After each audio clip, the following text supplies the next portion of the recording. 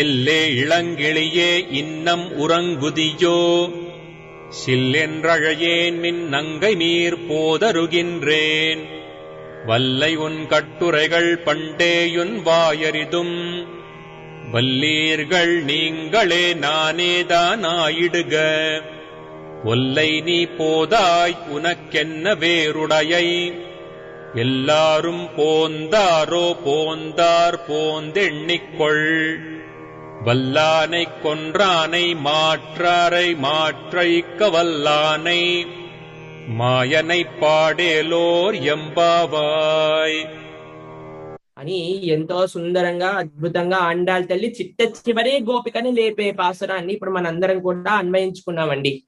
ఎల్లే ఇరంగ్ ఎలియే అని అంటుంది ఆండాళ్ తల్లి.